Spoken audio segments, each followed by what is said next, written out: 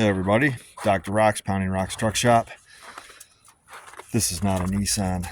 This is my new, what's the best way to describe it? Turd? Yeah, turd would be the word. This is my beater, and I just picked this up last week, and it just finally got home. It's been a long time waiting for the title, and then I had to go get plates, which I haven't even put on, and then we tried to bring it over here this morning, and for some reason it didn't want to start. I'm going to have to take a look at the ignition because it is kind of running like crap right now.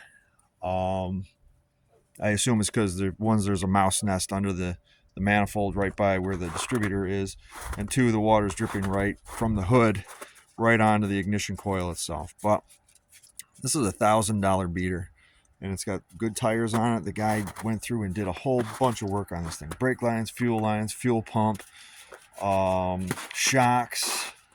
You know, the frame's a little crusty here and there, and you know, the exhaust is loud and crappy. You can see that the tailpipe is hanging down here.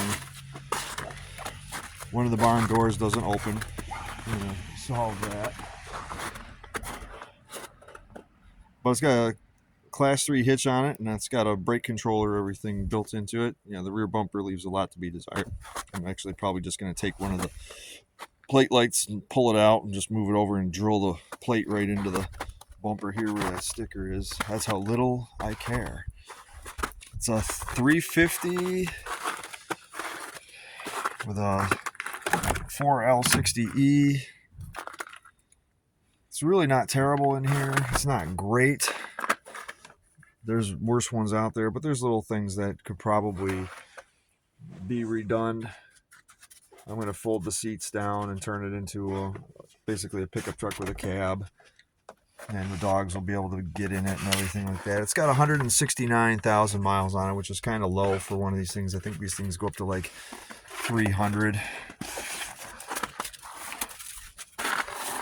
All the doors open except for the one barn door. The whole purpose of this thing was that I didn't want something so nice that I wouldn't drive it in the snow.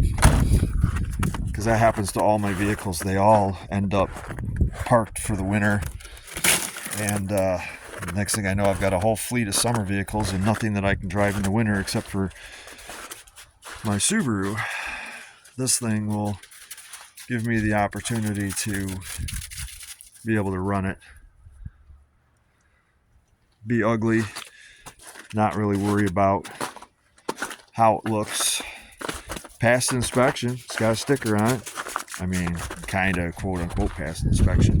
Whatever. I don't care. And if this thing lasts me a year, I said I bought this for $1,000. And that's like with everything. And then to register it came out to be like $200. And insurance is like $20 a month additional on top of what I'm already paying to run the Subaru. So it's big, it's ugly, it's got a stupid basket on the top, but that's not the point. The point is not to be cool. The point is to have something that I can tow my snowmobile with, and something that I can just beat to death and not feel like I wasted $3-4 grand or even more, because trucks are expensive, especially four-wheel drive trucks. So I think getting this for $1 grand with all the work that had been done to it is kind of the way to be. I mean, the doors are in decent shape. The fenders, I'm going to do flares. I think I'll get some, junkyard flares just to hide a little bit of the ugly. I'm going to do the exhaust system up a little bit so it's just, not dangling like it was. I got some ignition stuff I got to do. I'm going to do the coil. I've got a coil. I'm going to do the distributor cap. Wires. I think the wires look original. The spark plugs look original too. They're rusty. We'll do that and we'll see how that goes. But for right now, it's got plates. It's got inspection. I could technically drive it today if I wanted to, but I'm going to wait till the weather gets a little bit nicer, and then I'm going to go through it and spend a little time, at least getting it to run the best it can.